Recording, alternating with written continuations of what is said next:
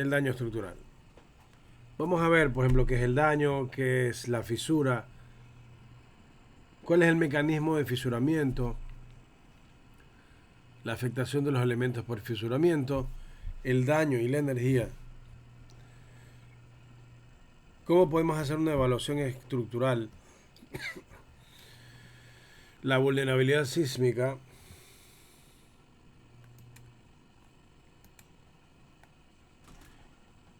Y continuando, permítanme quitarle el cambiador de pantallas. ¿Cómo focalizar el daño en general? ¿Sí? Al final atenderemos un par de preguntas más. Vamos rápido porque el tema es amplio. Entonces, ¿qué es el daño? Básicamente estructural. Bueno, es un proceso por medio del cual los elementos estructurales pierden su capacidad o sus condiciones iniciales de capacidad para asimilar esfuerzos. A medida que pasa la vida útil de la estructura, el daño se va incrementando, no necesariamente porque sea visible. Y eso es importante entenderlo. Yo puedo tener una estructura que se está dañando o que posee daños y yo no poder observarlo. Es decir, no siempre voy a tener un daño observable, ¿sí? Entonces,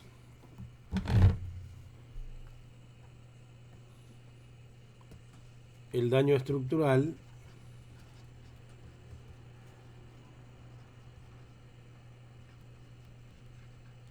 puede ser observable o no observable. Y esto es muy importante determinarlo porque muchas veces vamos a una estructura y nosotros pensamos y esperamos que al acudir a la estructura tengamos visiblemente un daño. Y eso no siempre es así. Hay varias maneras de determinar si una estructura está en buenas condiciones. Pero, por ejemplo, hay daños que pueden darse en el hormigón. Hay daños que pueden darse en el acero. Hay daños que pueden, o situaciones que han provocado, se han provocado en la construcción. Y que a medida que pasa el tiempo se van incrementando ese efecto de una mala construcción. Sin embargo, hay daños observables que normalmente vamos a ver grietas, fisuras. Hay daños no observables, como por ejemplo algún tipo de patología en el material. Cualquier tipo de patología, ¿no? En tal caso, eso es lo que es un daño. ¿Qué es una fisura? Una fisura, la fisura aparece cuando el material ha llegado a su máxima capacidad. Aquí vamos a hablar del mecanismo de fisuramiento, pero la fisura es, aunque ustedes no lo crean, una forma en que la estructura disipa energía. Cuando el material llega a su máxima capacidad y ya no puede más, una de las maneras de lograr una disipación de energía es que se produce una separación, una división del material. Y a medida que va incrementándose la fisura, para que se incremente esa fisura, hay que dedicar parte de la energía que está viajando a través de la estructura, se la dedica o se la dirige a dañar precisamente la fisura. Y mientras más crece la fisura, más energía necesita.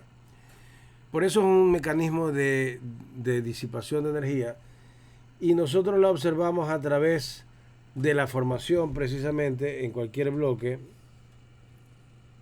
La vamos a ver simplemente como una línea de separación entre los dos bloques y la seriedad de la fisura, cuán serio es,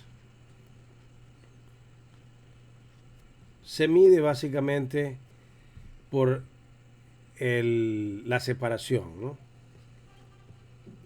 O el ancho de fisura. Una fisura que tiene 1 o 2 milímetros de espesor podría simplemente no preocuparnos. Dependiendo del caso, dependiendo de la estructura, dependiendo de la forma de la fisura, dependiendo de la situación que sepamos, en la patología que tiene la estructura, pero si hay una fisura de muy pocos milímetros, debería preocuparnos menos. El problema es cuando el ancho de la fisura o se transforma en grieta, el ancho de la fisura es muy grande. Entonces, lógicamente eso depende de la experiencia y del criterio de cada uno, pero un fisuramiento de 1 milímetro, 2 milímetros no es alarmante. Pero ya por encima de los 5 milímetros, sí, ya se vuelve alarmante, ya se vuelve peligroso. Y el asunto es que sea de 1 o 2 milímetros, o sea de 5 o más, lo importante es que hay que tratar de encontrar la razón de por qué se está fisurando, qué provoca el mecanismo de fisuramiento. ¿Ok? De eso vamos a hablar hoy. Por ejemplo, aquí ustedes observan una fisura. Están observando una fisura. Pero como ven, en esta zona la fisura tiene un ancho menor. Pero observen acá arriba. Acá arriba la fisura pinta bastante, mucho más fuerte. Entonces, realmente por la longitud de la fisura, que cubre casi todo el elemento, ¿no? Y por el ancho de la fisura, esta fisura es preocupante. Habría que revisar a qué se debe. Acá tenemos otro tipo de fisuramiento, pero ya esto es un fisuramiento, al menos no se observa tan bien en la foto, ¿no? Pero aquí detrás se produce un fisuramiento. Pero este es un fisuramiento en un material no estructural. Entonces hay fisuras en materiales estructurales y no estructurales. Ahora ustedes van a decir, pero fisuramiento en materiales no estructurales no nos interesan, porque realmente nosotros estamos analizando estructuras. Pues les comento que no es tanto así. A mí me ha tocado ver, por ejemplo, edificios después de los terremotos que hemos vivido en los últimos años, donde aquí ustedes van a tener algo como esto. Y ustedes tienen este bloque totalmente desprendido. Nuestro propósito como ingenieros civiles no solo es que estructuralmente no colapse la estructura, sino proteger vidas. Entonces, en una situación como esta, donde hemos tenido, estoy exagerando un poco las dimensiones de la fisura, pero esta zona roja es la fisura, y ya vemos que hay bloques que están separados del bloque principal. Simplemente la gente lo que hace es dejarlo ahí y cubrirle la fisura con material y ahí queda. Este bloque está en peligro de colapsar en cualquier momento, en cualquier movimiento adicional. Y al colapsar puede matar a una persona. Entonces nosotros tenemos que controlar el fisuramiento en elementos estructurales y no estructurales también. Lógicamente, ¿qué pasa si tenemos elementos fisurados en nuestra vivienda o en nuestro edificio? Bueno, hay que entrar a un proceso de reforzamiento. Si es posible, reemplazar los elementos dañados, si es que es posible, ¿no? Eso vamos a ir viendo más adelante. Bueno, el mecanismo de la fisura.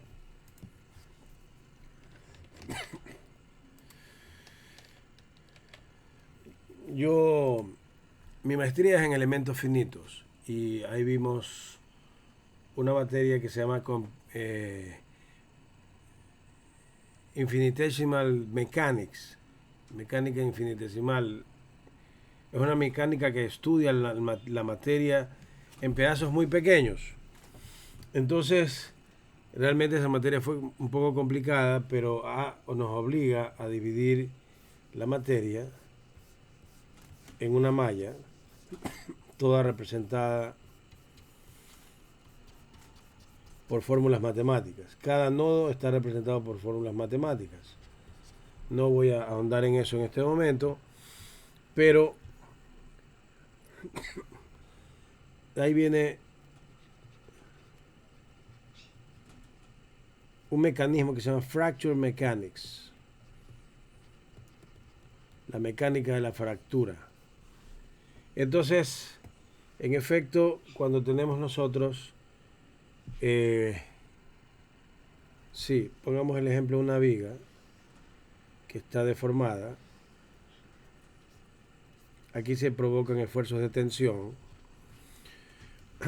y por razones de una situación negativa para la viga, los esfuerzos de tensión son muy grandes y superan la capacidad del material. Entonces, para disipar esa energía de deformación que se está aplicando, el material provoca una fisura. Básicamente yo podría colocar así.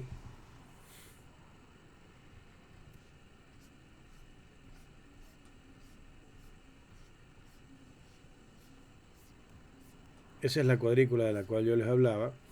Que por cierto, hemos hecho unos ejemplos de este tipo de situaciones en SAP 2000, pero ya el SAP y el ITAP quedan cortos para hacer este tipo de análisis, ¿no? Esto ya se requiere un software mucho más fuerte, de elementos finitos.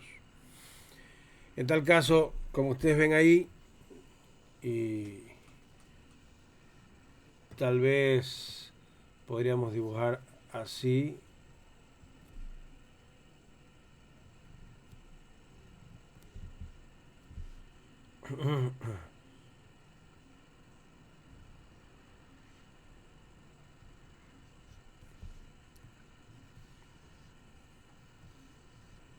Entonces ahí tenemos varias fisuras o varias edades de fisuras.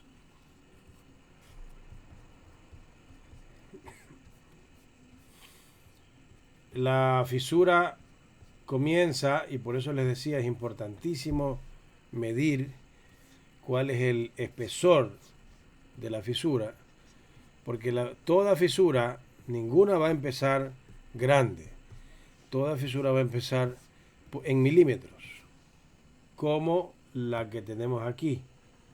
Ustedes ven aquí una fisura, ha empezado a fisurarse debido a que tenemos seguramente un esfuerzo de tensión en el material y el material no está resistiéndolo, porque si lo resiste no se va a fisurar. Cuando se supera su capacidad, entonces el material empieza a fisurarse para disipar esa energía. Ahora, hay varios orígenes para el fisuramiento. Ustedes conocen que también hay fisuramiento por retracción. O sea, hay fisuramientos que se provocan en el proceso constructivo. Pero de ese tipo de fisuramiento no estamos hablando.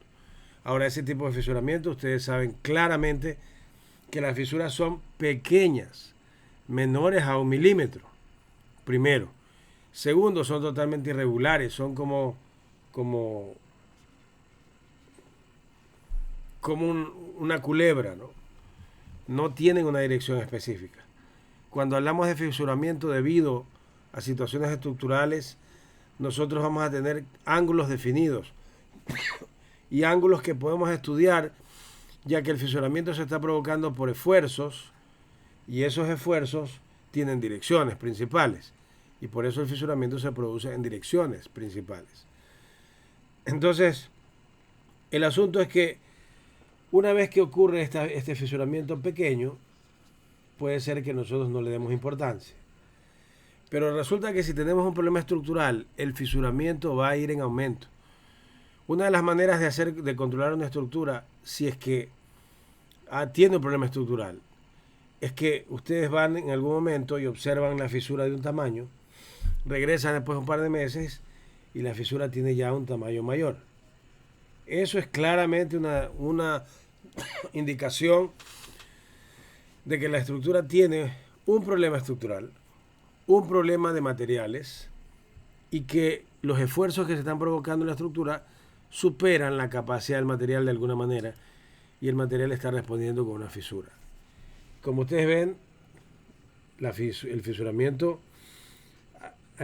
tiene dos características. Primero, crece en el ancho de la base y luego crece en la longitud de la fisura. De ambas maneras crece.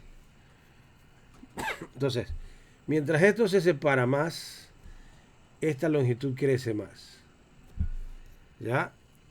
Y mientras esto más se separa, se van separando las secciones más cercanas y eso va obligando a que la fisura vaya creciendo en longitud también. Hasta que al final pues se hace algo bastante visible y lógicamente que afecta totalmente a nuestra estructura y a nuestra capacidad para asimilar esfuerzos, ¿no? Más o menos ese es el mecanismo de fisuramiento. ¿Basado en qué? Ustedes pueden ir al internet y buscar Fracture Mechanics.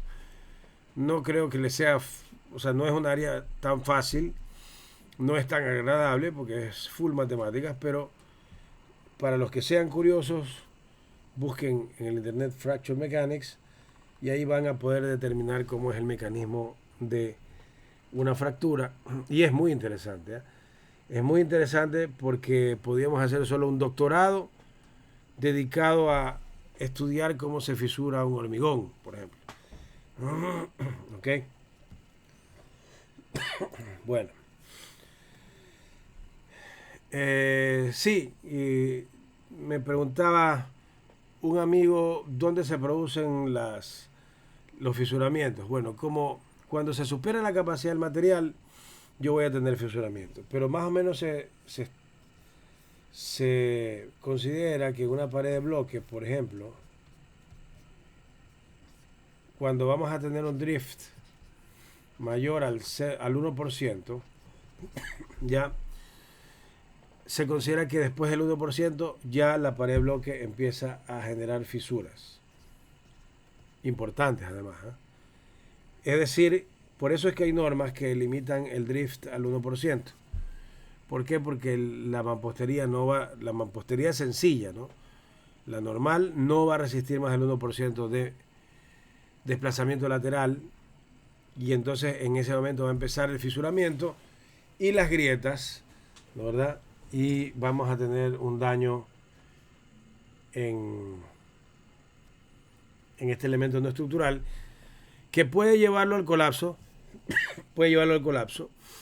o simplemente puede dejarlo dañado y que después pues habrá que reparar, repararlo, aunque con cuidado, la palabra reparar, porque siempre es mejor, cuando un elemento está dañado, es mejor cambiarlo, ¿no? Es mejor cambiarlo. Básicamente ustedes van a encontrar siempre en vigas, van a encontrar fisuramientos en esta parte central. Esos fisuramientos muchas veces en esta línea unos son verticales, otros son a 45 grados. Pero si son pequeños, pueden simplemente no tomarse en consideración. Cuando ese fisuramiento empieza a crecer más de 1 milímetro, ahí sí es preocupante, algo está pasando. ¿Ok? En lo que es hablando de vigas. Hablando de columna, la situación es mucho más preocupante. Mucho más preocupante.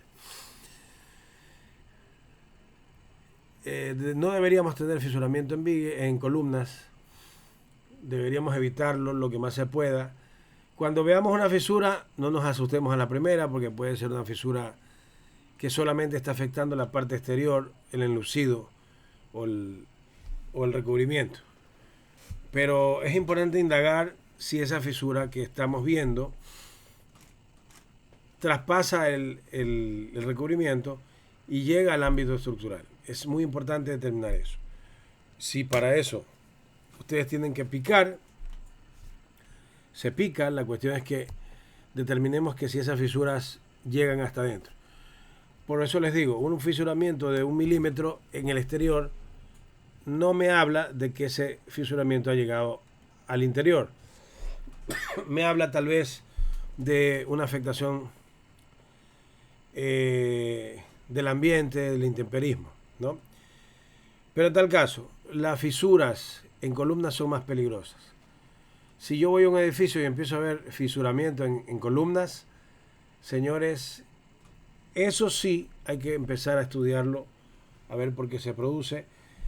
Ni siquiera deberíamos permitirlo en el exterior, porque ustedes saben que las fisuras en el exterior, aunque estructuralmente no hacen peligrar a la estructura, pero las fisuras en el exterior provocan que el hormigón pueda ser más permeable y se generen ingresos de elementos que no queremos al interior de la columna.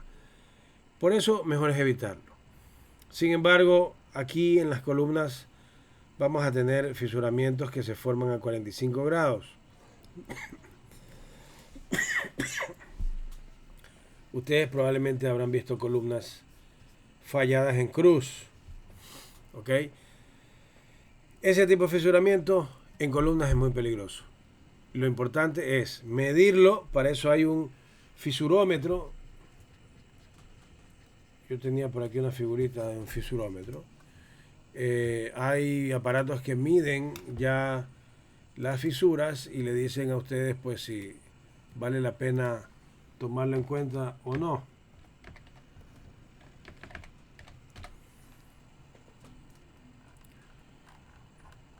Fisurómetro. Bueno, más o menos aquí tenemos uno para mostrárselos. Y ahí se ve muy bien con la fisura.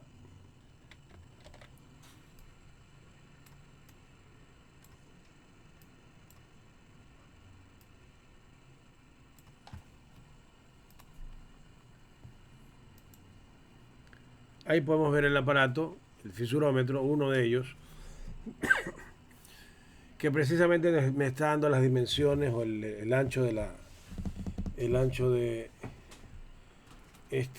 esta fisura, ¿no? Ya les digo, si la fisura tiene un ancho pequeño, no es tan preocupante. Y cuando la fisura ya tiene ese ancho como el que ustedes ven ahí, es muy preocupante. Y lo que corresponde es hacerle un seguimiento, porque si la fisura está viva, quiere decir que la fisura va creciendo con el tiempo. Porque el problema estructural del edificio está latente y por eso esa fisura está creciendo. Lógicamente, podemos encontrar una fisura debido a que hubo un sismo un día, el sismo pasó y la fisura se mantuvo ahí, pero no está creciendo. Pero si la fisura permanece en crecimiento y en cambio, entonces quiere decir que hay algún problema estructural. Allá, el tema del daño y la energía. Permítanme en pantalla, si ustedes necesitan contactarme, hacer alguna pregunta o lo que sea, estamos a las órdenes. Pero en general, ustedes conocen que hay un diagrama, esfuerzo de formación, ¿no? Ese diagrama de esfuerzo de formación, cuando lo completamos y lo volvemos dinámico, se vuelve diagrama histerético.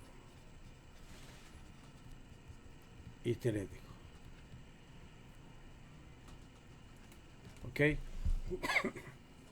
Entonces el diagrama de fuerza de formación vamos a mencionarlo de tres maneras.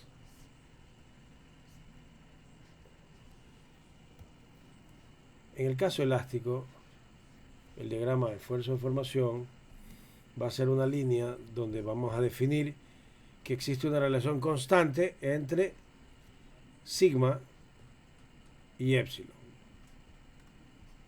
Esa relación se llama módulo de Young. En el caso hay otro tipo de diagrama de fuerza de formación que es este, donde se plastifica y bueno, tenemos los límites elásticos y esto le llamamos pushover, ¿no? Pushover. Lo importante del pushover y el que tiene que ver con el daño es que de ahora en adelante vamos a tener que entender lo siguiente. Esto que está aquí es daño. Es daño. ¿Ok? Recuerden una cosa, que en el ámbito elástico no hay fisuramiento, no hay deformación permanente, no hay daño. Pero aquí se produce el daño. Y recuerden que la energía de daño, la energía que daña la estructura, como cualquier energía, va a ser una fuerza por una deformación. ¿Ok? Entonces, si yo multiplico, siguiendo el gráfico, esfuerzo por deformación, básicamente estoy mencionando el mismo rango, aunque habría que hacer el análisis para traspasar las unidades, pero que se entienda que al multiplicar la fuerza por la deformación, yo voy a obtener energía. ¿Qué energía? Energía de daño. Cuando multiplico el sigma o el esfuerzo por la deformación unitaria, estoy obteniendo más una densidad de energía. Sin embargo, para propósitos prácticos es energía.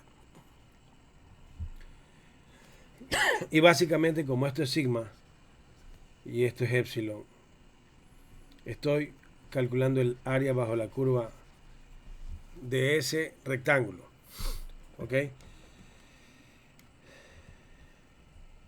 El daño que se refleja en las fisuras, en los agrietamientos, básicamente, matemáticamente lo puedo cuantificar calculando el área bajo la curva en el área plástica, en el área inelástica. Yo les mencionaba el diagrama histerético, porque acá también tenemos la posibilidad de graficar el diagrama de esfuerzo de formación de esta manera, ¿no? Hasta ahí nomás, porque si lo dibujo más no voy a poder seguir explicando. Lo mismo funciona aquí. Esta área es daño, pero acá también tenemos otra plastificación y esto también es daño. Acá también plastifica y también es daño, etcétera, etcétera. O sea, en el diagrama esfuerzo de formación tipo histerético vamos a tener varios periodos de daño y vamos a tener que sumar todos los daños que se produjeron en cada ciclo que la estructura entró en plastificación. Cada vez que la estructura entra en plastificación tiene un porcentaje o una cantidad de daño. Ahora, si la plastificación es muy elevada, entonces el daño será mayor. Y como les digo, esto es parte de cursos que yo doy y son temas bastante amplios de tratar, no son temas para poco tiempo. Entonces, lo que yo les trato de decir es que, por ejemplo, hablando del pushover, para ser más claros, no es lo mismo el daño en una estructura que hace esto a una estructura que hace esto. Esto es epsilon y, y aquí hay varios epsilon y, y aquí hay más epsilon y. Entonces la incursión plástica aquí es mayor y aquí es menor. Entonces, si yo tengo una incursión plástica mayor, el área bajo la curva es mayor. Es decir, y esta área bajo la curva es el daño. Es mucho mayor que esta. ¿Cuál va a ser la estructura que se va a dañar? ¿O se va a dañar más? Esta es la que más se daña. Ahora, lo que decía que en el diagrama histerético ocurre lo mismo, sino que es más difícil dibujarlo. Por ejemplo, yo estoy por aquí y de repente viene una fuerza grande y se amplía de esta manera, ¿de verdad? Y bueno, etcétera, etcétera. Entonces así, aquí tengo una zona pequeña de plastificación, en cambio acá tengo una zona grande de plastificación. ¿Ya? En el mismo diagrama histerético. Y esas zonas, esa energía de daño se va sumando y yo puedo calcular al final de cuentas una energía de daño final que va a ser la sumatoria de las energías de cada ciclo, ¿no? ¿Ok? Bueno, entonces, ya saben, cualquier pregunta me la pueden dirigir a mi mail, que está ahí anotado, ¿ok? Porque lo estamos haciendo de forma virtual. Tratemos ahorita la focalización. Ya, tratemos estos dos temas. Estos dos temas primero y después vamos a la vulnerabilidad. Focalización del daño. En efecto, señores, como daño es energía de daño, o sea, el daño no es otra cosa que disipar energía. Entonces, una estrategia muy buena es escoger zonas del edificio donde va a disiparse la energía. Entonces, por ejemplo, si yo tengo un marco y está siendo sometido a un sismo, yo debería esperar la formación de rótulas plásticas, ¿no? Y dentro de esas rótulas plásticas se va a disipar la energía de daño, como hemos explicado. Ok. Pero ¿qué hacemos para proteger esto? Bueno, acá en la Universidad de Guayaquil yo he diseñado un elemento que es rigidizador y disipador. Ya lo tenemos en una tesis, está disponible para el que lo quiera revisar, y eso básicamente es un sistema que se llama Low Yielding Point. Low Yielding Point. Un sistema de bajo nivel de excedencia y consiste en colocar una placa de bajo nivel de excedencia conectado con unos elementos que van a riostrar mi marco. Entonces, ¿qué pasa? Que cuando esto se mueve lateralmente, antes de moverse lateralmente, tienen que deformarse los elementos que sujetan el marco. ¿Ok?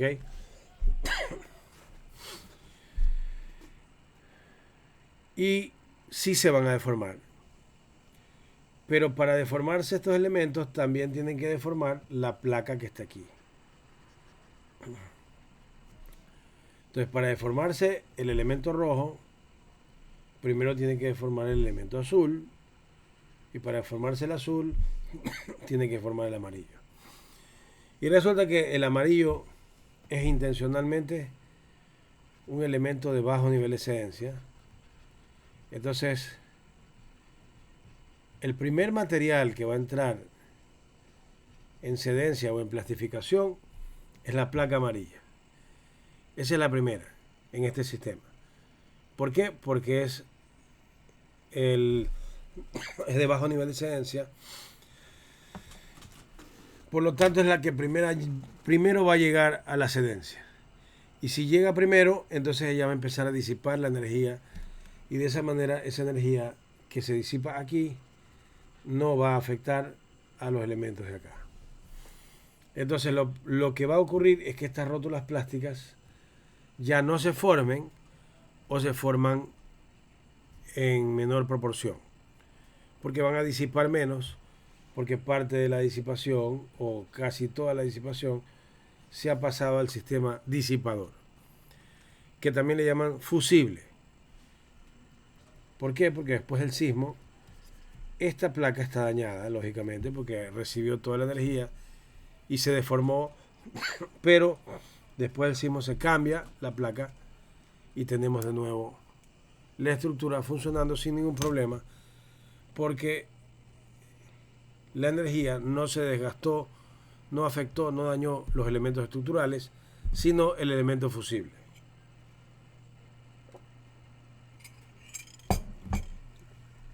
¿Ok? Bueno. Me preguntaban sobre el daño máximo. En realidad no hay cómo definirlo. Yo creo que esto tiene mucho que ver con el criterio del profesional.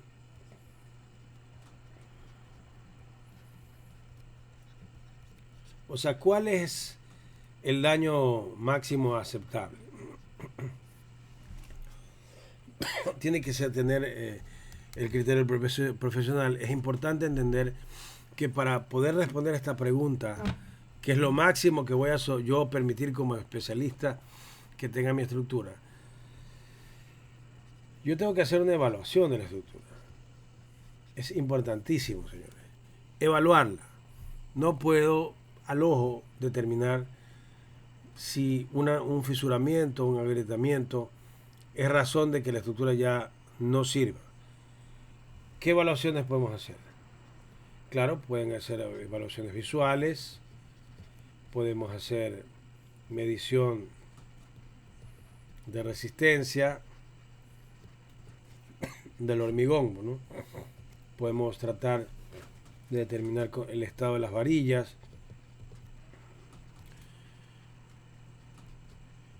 Un estudio importantísimo para evaluar un edificio es determinar sus contenidos de frecuencia,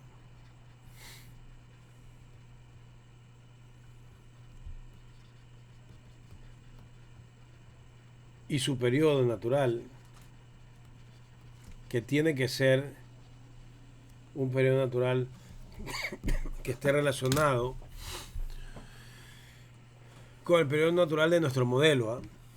O sea, modelo y estructura, si no encuentro yo ese parecido, esa es una indicación de que algo está pasando y que no está bien.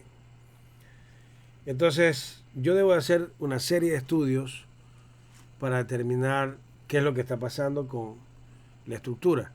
Y si a eso se suman fisuras, y si a eso se suma un problema estructural,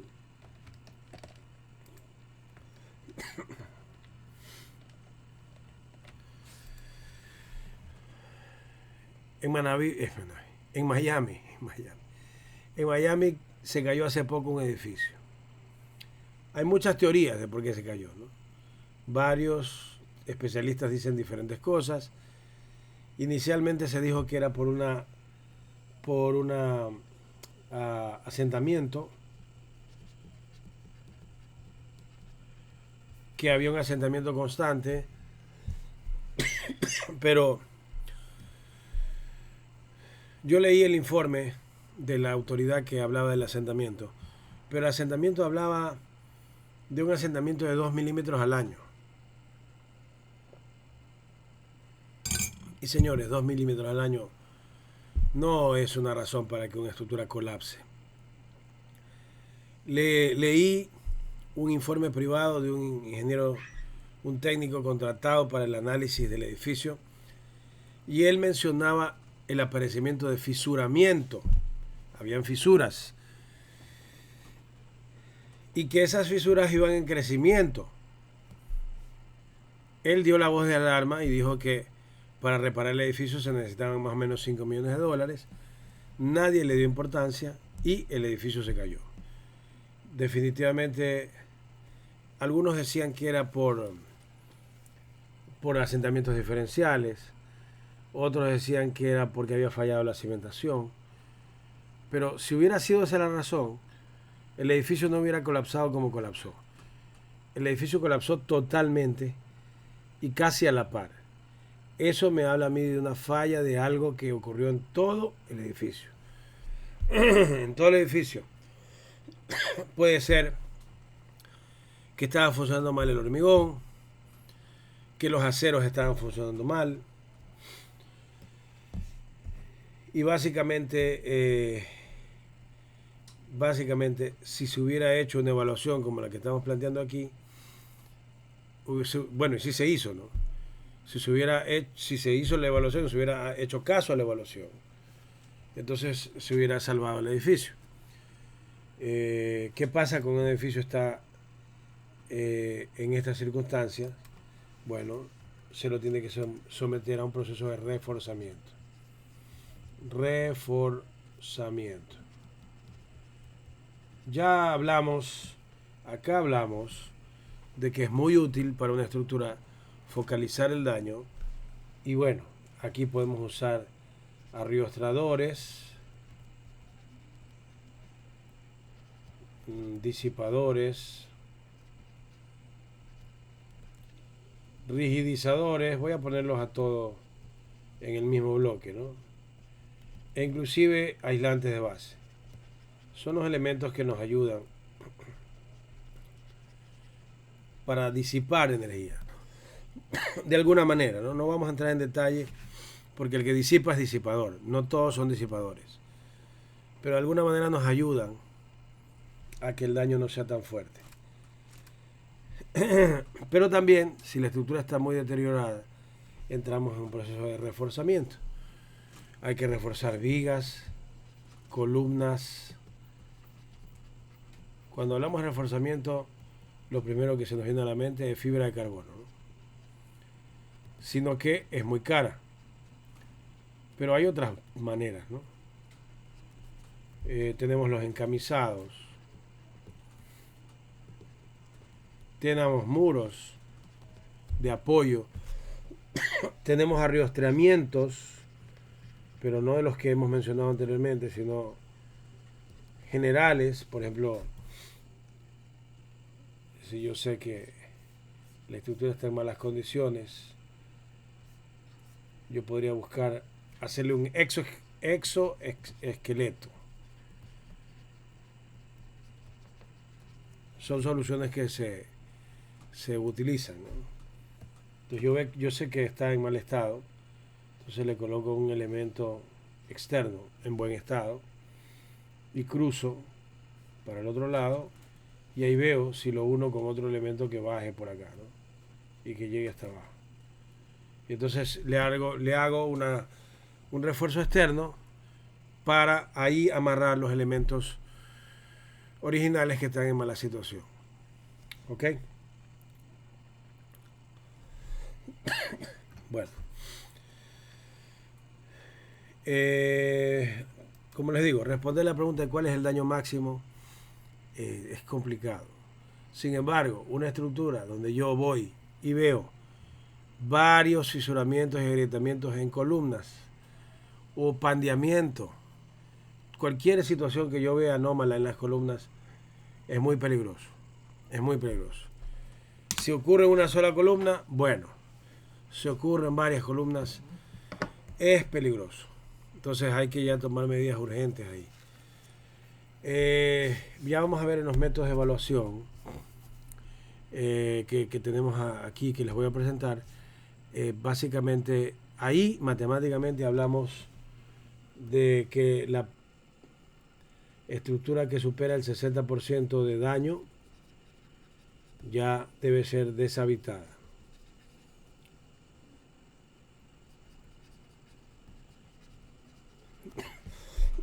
Deshabitada para posible rehabilitación. O sea, posible. Puede ser que no sea posible. Pero si la estructura supera el daño del 80%, ya no es posible nada, la rehabilitación. Aunque en realidad todo es posible, solamente que ya el costo es bastante alto y para construir otra estructura fuera que sostenga la de adentro, mejor boto la de adentro y construyo una nueva. Solamente para el caso de edificaciones históricas, ahí sí conviene mantenerlas, ¿no? Entonces en ese caso conviene mantenerlas, y cuando hay cuestiones turísticas, históricas, los presupuestos son infinitos, entonces no importa tanto cuánto se gaste. Pero un edificio normal sí va a importar el gasto, por lo tanto llega un momento que ya no es económico, ya no es económicamente rentable arriostrar un edificio que está en muy malas condiciones. Se prefiere simplemente tirarlo abajo y volverlo a construir.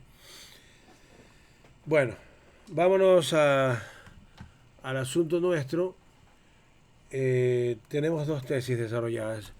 Yo he planteado un método de evaluación de vulnerabilidad sísmica para evaluar cómo está la estructura, y se los voy a explicar. La primera tesis fue para el Cantón Santa Rosa, para edificios de 2, 3 y 4 plantas. Ahí están los autores, los alumnos que hicieron la tesis, y yo estuve director, y usamos el método que yo he planteado. Evaluación de riesgo sísmico en viviendas unifamiliares, en Vinces. Ahí está la autora y yo como director usando el método que les voy a plantear ahora. Ahora, antes de empezar con el método, quiero recordarles que métodos para evaluar la vulnerabilidad sísmica, y por ejemplo ustedes pueden encontrar el de Funvisis, tiene un buen método para evaluar vulnerabilidad sísmica, y también hay uno que pertenece al FEMA. Inclusive la primera tesis que les muestro hace un análisis comparativo y dice: análisis comparativo del método de evaluación sísmica de estructuras de la Universidad de Guayaquil y el propuesto por FEMA. Entonces, esa tesis, ambas tesis, ustedes las van a poder encontrar en researchgate.com, .net. Si no conocen, ResearchGate es una especie de Facebook, pero para solo investigadores, donde se plantean diferentes investigaciones. Entonces ustedes entren ahí, me siguen, Marcelo Moncayo Teurer, ustedes me siguen y ahí van a poder encontrar estos documentos completos para que los puedan revisar. Bueno, ¿qué es lo primero que se hace? En el método de, bueno, les decía, estamos en Funvisis y FEMA. Más adelante vamos a ver algo de FEMA. Funvisis lo pueden bajar ustedes del internet, hay un formato. Ambos. Vamos a estudiar Funvisis, FEMA, o sea, los estoy mencionando nomás. Y vamos a mencionar el método Moncayo, por ahora, ¿no? Le decimos método UG o método Moncayo, pero para no hacer propaganda, Moncayo. El asunto es que estos dos métodos son principalmente cualitativos y el nuestro es preferiblemente cuantitativo. Y además este método fue diseñado específicamente para trabajar después del sismo. O sea, ocurre un terremoto fuerte, está dañada toda la ciudad y necesitas enviar a alguien que no tenga mucha experiencia a recorrer muy rápidamente estructuras para evaluar si van a resistir un terremoto o no. Entonces este método fue desarrollado para cumplir ese propósito. pero también sirve para una evaluación de vulnerabilidad sísmica, y eso es lo que vamos a ver. El método comienza aquí. Ustedes definen el número de viviendas en la población. En este caso, 18.000 viviendas, 7.800 en zona urbana y 10.000 en rural. Una vez que ustedes determinaron esto, que sería su universo, estas son las estructuras que se van a analizar, el universo. Entonces, vamos al tamaño de la muestra. Tamaño de muestra. Bajo estos parámetros, de una confiabilidad del 90%, bajo esos parámetros, nos sale que tenemos que evaluar 67 viviendas para cumplir con el universo. Esta es la muestra. Entonces hemos cumplido con, hemos calculado el universo y estamos determinando cuántos son la cantidad de muestras que tenemos que tener para poder desarrollar este tema y estar seguros del resultado, ¿no? Bueno.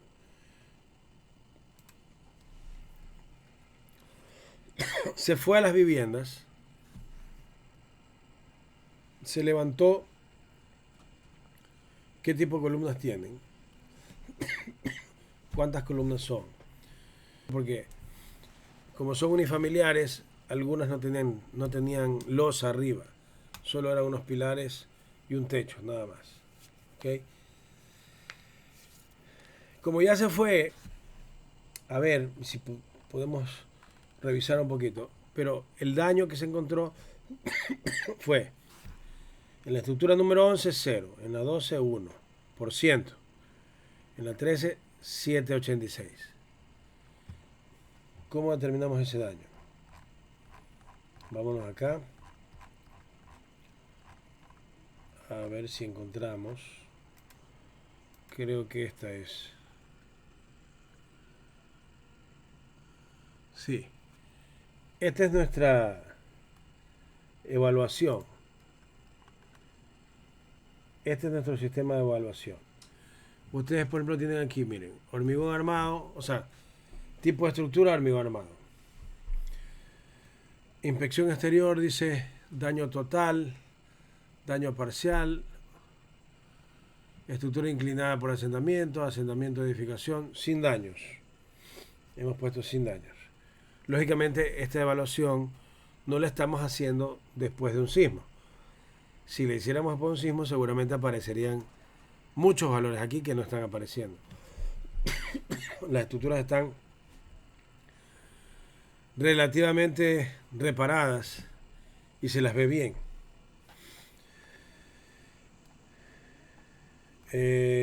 A ver, vamos a inspeccionar las columnas. Piso 1, número de columnas totales 12, número de columnas fisuradas 1, número de columnas colapsadas 0. Si estamos, eso es en hormigón o madera, si es en acero, se llena lo de acá. Entonces hay 12 columnas y hay una que está fisurada. Ok.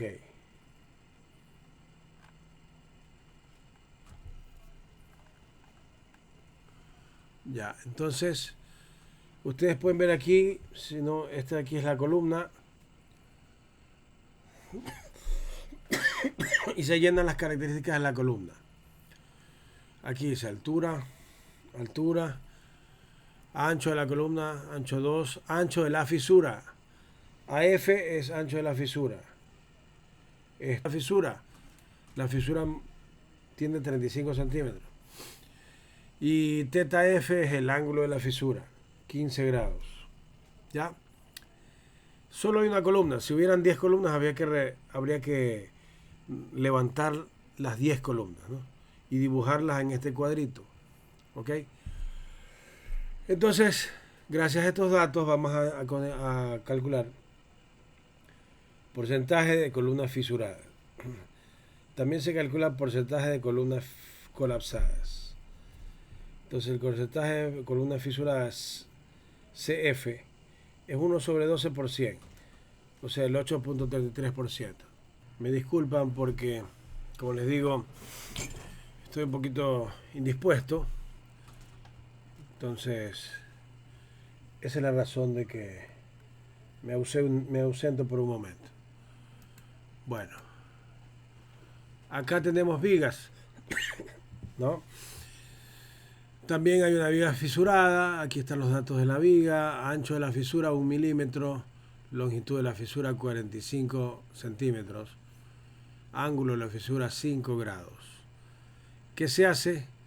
Como hay 17 vigas, que eso ya está levantado por otro lado, vamos a dividir 1 para 17 por 100. Quiere decir que tenemos un 5.88% de daño en vigas. En el otro caso teníamos casi el 8% de daño en columnas, de daño en fisurada, ¿no? Colapsada no tenemos ninguna. Por eso aparece 0. Ok. Ya esto es un elemento no estructural, pero buscamos paredes fisuradas. Y aquí determinamos que en una pared se encontró una fisura de 2 milímetros a 45 grados. El área de mampostería de esa pared es de 12.5 metros. LF 2 metros tiene 2 metros, la fisura tiene 2 metros. El ángulo 45 y el ancho 2 milímetros. Entonces, para calcular el porcentaje de mampostería fisurada, yo calculo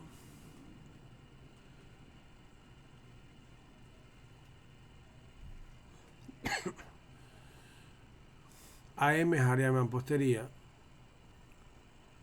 por 100.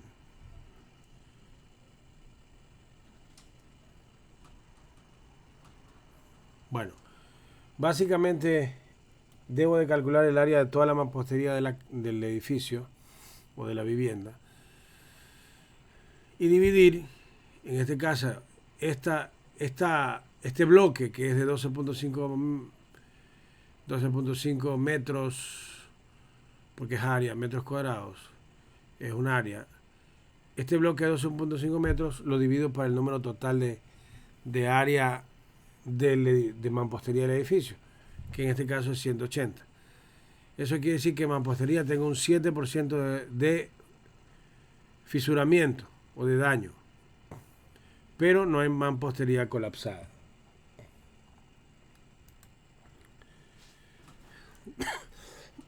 Levantamos tumbados, no hay daño en tumbados, no hay daño en escalera. Resumen. Bueno, se coloca aquí el resumen del porcentaje de columna, de viga, de mampostería, de ventanas, ¿no, verdad? En este caso, aquí están los elementos que sí tuvieron un valor. Ustedes ven que columnas fisuradas, hablamos del 8.33%. Vigas, hablamos del 5.88%. Y mampostería, 6.94%. Nosotros a cada uno de estos valores le damos un peso. Entonces a las columnas, como es más importante, sobre 100 le damos una importancia del 50%, las vigas el 30%, la mampostería el 20%.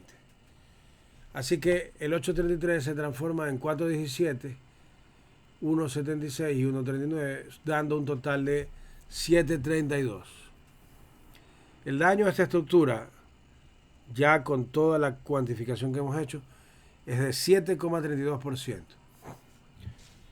Es decir, el valor que nos salió, que levantamos, se multiplica por el peso de la importancia de cada elemento y me da esto. Luego sumo y me da 7.32. Esos valores van a salir sobre 100. Entonces voy a esta tabla y en esta tabla dice dañada utilizable, dañada en peligro y dañada no utilizable. Entonces, de 0 a 30 es dañada utilizable. Claro, si no hay daño, sí. Sería de 1, ¿no? Porque 0 no. 0 quiere decir sin daño. De 30 a 60 quiere decir dañada en peligro.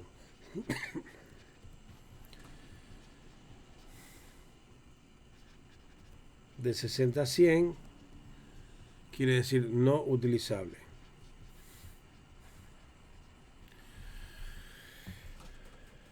¿Ok? Ahora, aquí tenemos un porcentaje de daño final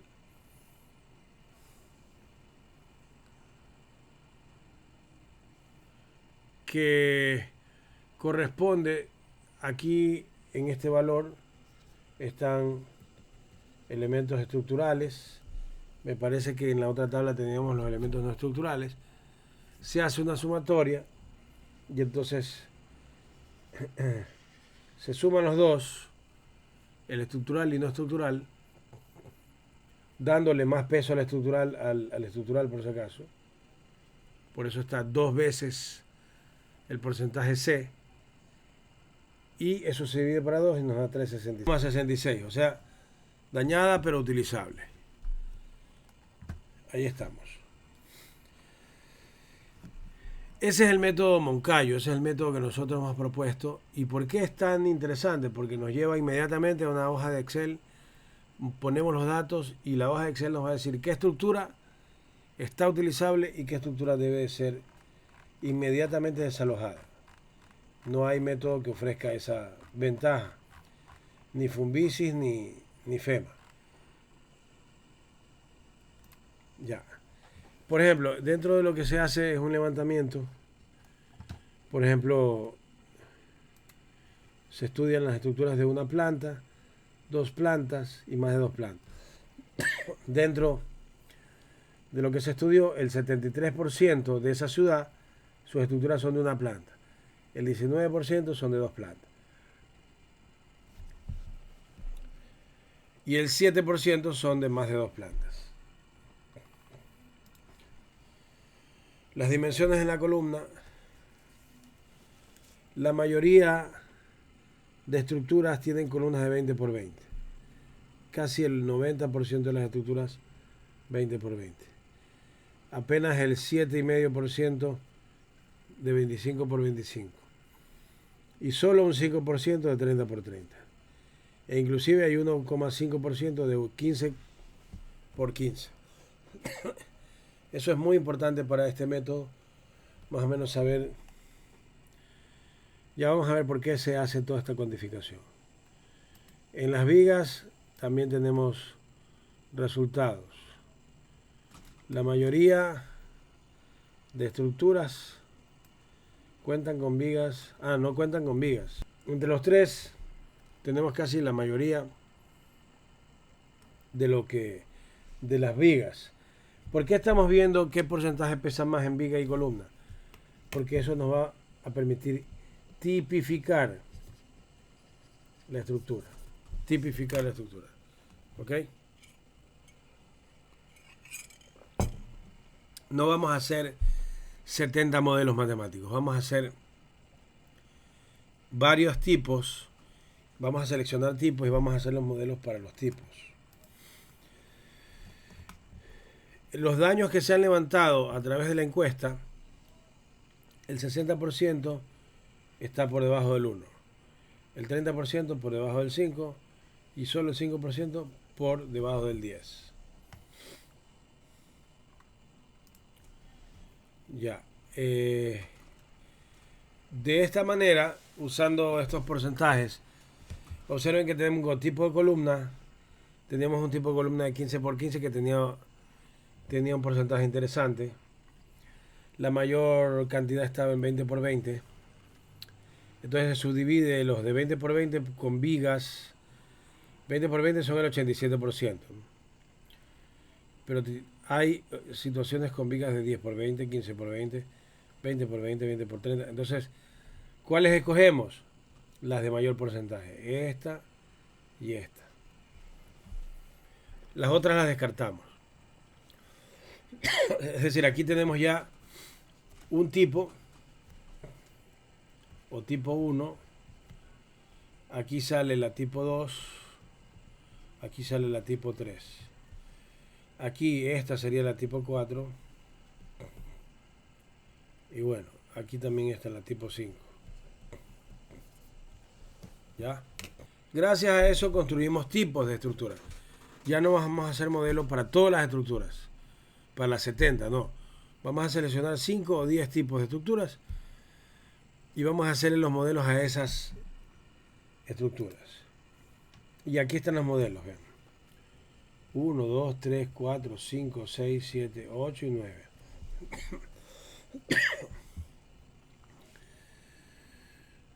Se plantean 9 tipos de estructuras y con estos 9 tipos de estructuras estamos cubriendo casi el 90% de las estructuras que hay en la ciudad. Ya, entonces, ¿qué hacemos? Hacemos todos los modelos de estas estructuras que están aquí. Construimos todos los modelos, los 9. Lamentablemente en este trabajo, en los dos trabajos se ha trabajado con la norma NEC.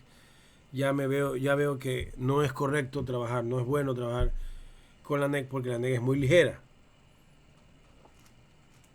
Y si yo quiero calcular la vulnerabilidad de la estructura para un sismo real, la NEC no me va a suplir. Así que tendré que identificar una aceleración que yo crea conveniente para el sismo esperado y trabajar con eso para un próximo trabajo.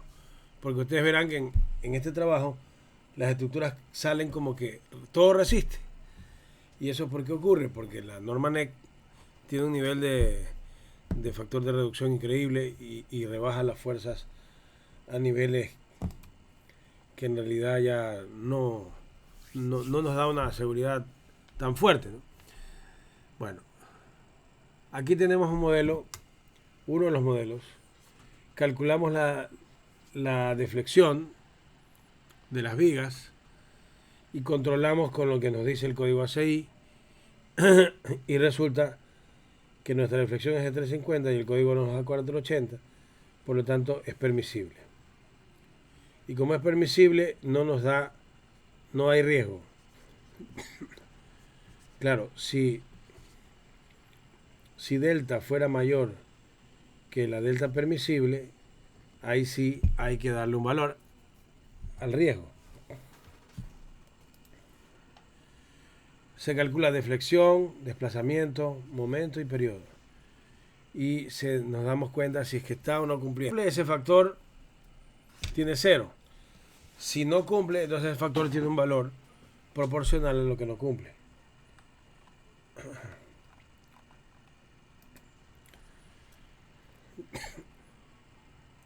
Aquí están los modelos.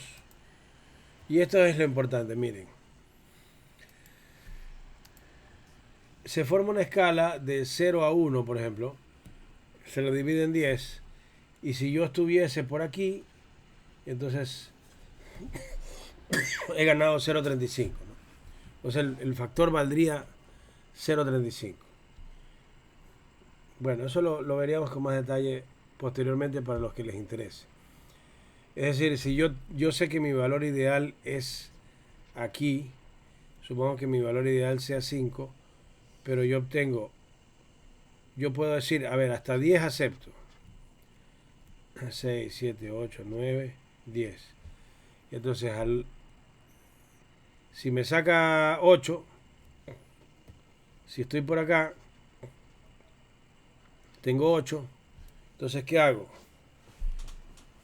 Transformo esto en otra escala, que esto sea 10, 8, 6, 4, 2. ¿Ya? Entonces, esta escala ya no es el esfuerzo que estoy considerando acá. No. Esta escala es una escala arbitraria. Entonces, si si lo ideal es 5, perdón, la escala no sería así. Si lo ideal es 5, entonces si estoy sobre 5, tengo un valor de 10. Acá tendría valor de 8, 6, 4, 2. ¿Ok?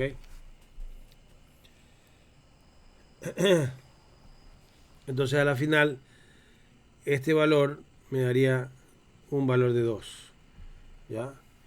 O sea, lo que se hace es que la escala real se la transforma en una escala arbitraria de 0 a 10 y con esa escala arbitraria vamos a trabajar. Entonces, ¿qué ocurre? Como los decía, en todos los modelos, el desplazamiento, deformación, momento y periodo natural. Resulta que ninguna de las estructuras salió por encima de lo que debería. Así que todo da 0. Eso es lo que veo un poquito. Me imagino que es por usar la norma. Se le pone un coeficiente de peso y todos tienen un coeficiente de 1. Este fue en el primer trabajo, ¿no? En el segundo trabajo vamos a ver cómo cambia un poco la figura. Y el factor constructivo es un factor que el operario ve si se construyó bien o mal, si visiblemente la estructura tiene buenas características de construcción o no. También tiene un factor de amplificación de C5, de 1, pero el factor constructivo es severo, por lo tanto obliga al riesgo a bajar 60, 40. Ok, este de aquí es lo mismo que vimos hace un rato, solo que por el otro alumno. Aquí tenemos 12 columnas, 2 fisuradas, nada más. Aquí están los valores de las fisuradas. Son 2 sobre 12, 16% tenemos de daño en columna. Y ese daño es un área de 11 metros cuadrados sobre un total de 192, 5,73.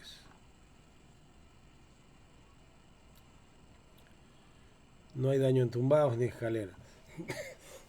Presentamos daños para colapso.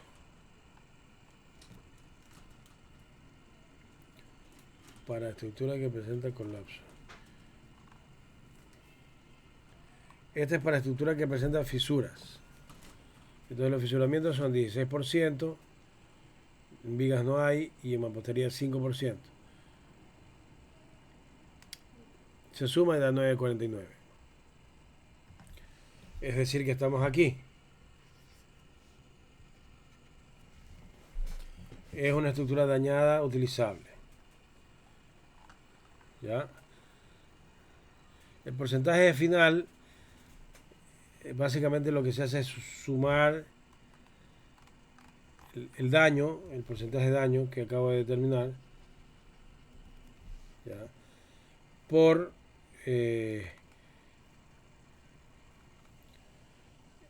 la una es C. Ya, estas son las colapsadas, perdón. Estas son las colapsadas, que no hay ninguna. Y esta es la fisurada. El porcentaje de colapsos, el porcentaje de fisuras. Eso se suma en esta fórmula. Porcentaje de fisuras más 2 veces el porcentaje de colapsos dividido para 2. Y eso da 4,74. ¿Dónde estamos? Aquí.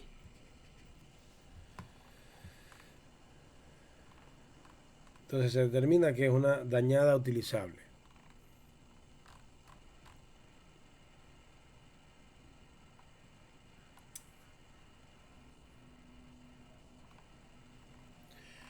Bueno, aquí explica un poco la evaluación FEMA 154. Dice que es una evaluación visual rápida de los edificios y sus posibles riesgos. Se calcula un factor S. Si S es mayor de 2,5, se considera que la estructura tiene una vulnerabilidad baja. Si el resultado de S está entre 2 y 2,5, se considera una edificación vulnerable. media.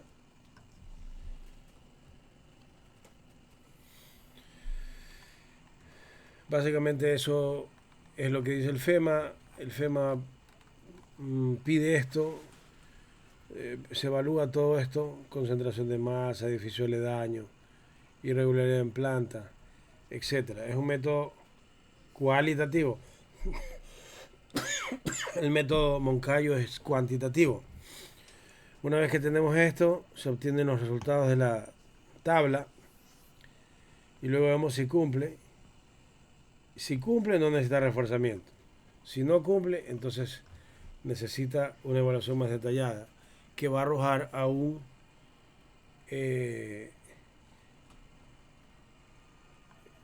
análisis, digamos, del edificio. O sea, si se necesita, digamos, si no cumple, vamos a necesitar al final del camino una reforzamiento de la estructura. A diferencia del método Moncayo, la FEMA solo tiene una hoja. Ustedes la pueden revisar en internet. Y bueno, llenando esa hoja, aquí hay una tabla que se sigue de acuerdo al tipo de estructura. Estos son los tipos de estructuras, por ejemplo, estructura liviana de madera de viviendas unifamiliares, marco de madera liviano, marco de edificios de madera comerciales, estructuras con acero, hechas de acero, acero arrastrado, construcciones metálicas ligeras, etcétera. Aquí están los tipos de estructura que se pueden considerar para el análisis FEMA. Edificios de estructuras, edificios cortantes, edificios con estructura. También para aplicarlo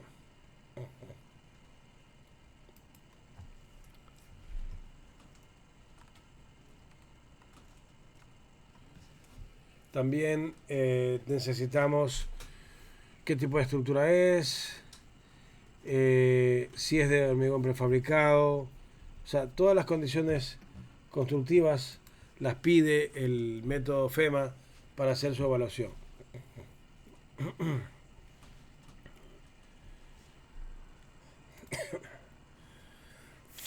Otra cosa que nos pide FEMA es que si la región es de baja sismicidad, moderada, alta o muy alta. FEMA también nos pide si hay irregularidades verticales y en planta. Finalmente el trabajo de Santa Rosa, estos son los edificios de 2 pisos. Hay un mapa para los de 3 pisos, los de 4 pisos. Bueno, el resto se repite. Aquí, como les digo, está la escala para ver dónde nos ubicamos. Y una novedad es que este trabajo, segundo trabajo, se elaboró un poquito mejor esta parte. ¿Ya? Y se trabajó en porcentaje de daño, que es el que sale de la evaluación, porcentaje de demanda-capacidad, porcentaje de deformación y porcentaje de deflexión. Entonces, la demanda-capacidad, por ejemplo, sale del mismo software, que nos da un valor sobre 1 y ya ese es como una especie de porcentaje para ingresar aquí. ¿Ok? Entonces se reemplazan los porcentajes que hemos calculado, por ejemplo 3.16 por el C1. No, sí tiene valor, ¿ves? C1 le hemos puesto 0.20, demanda capacidad 0.30, deflexión 0.30 y... O sea, deflexión debe ser 0.20 y deformación 0.30. Todo eso para que estos valores terminen sumando 100%. Por eso se le ha puesto esos pesos también. El D sobre C sale del mismo SAP. Todo sale, estos valores salen todos del mismo ITAPS o SAP. Bueno, finalmente, aquí están los edificios. Está su tipo, el edificio 1 es tipo 1. Por ejemplo, el edificio 18 es tipo 2.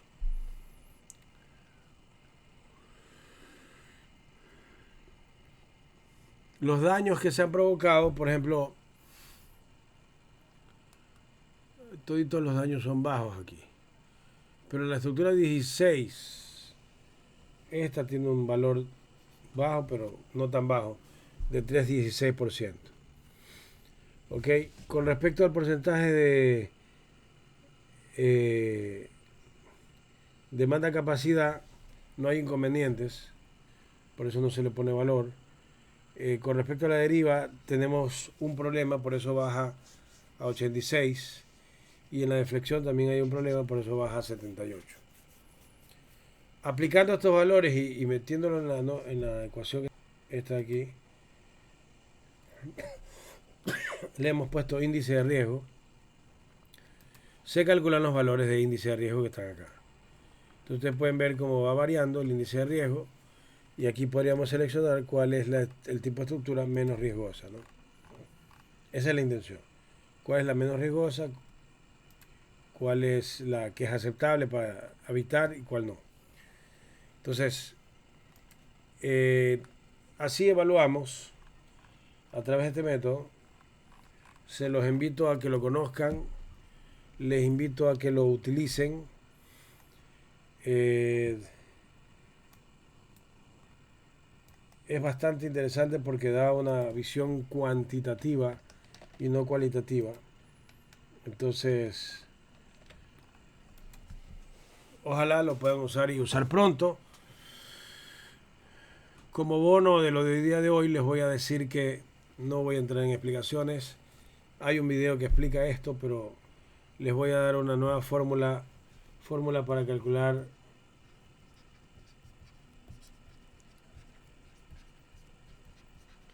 el periodo natural.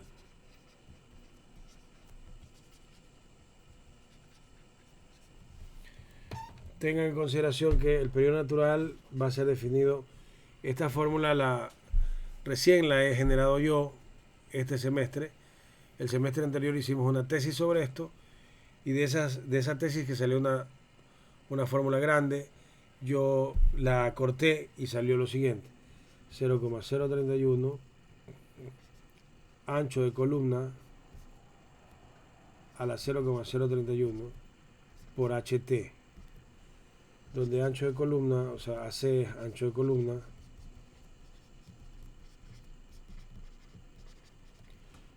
y tiene que estar en centímetros, y HT altura.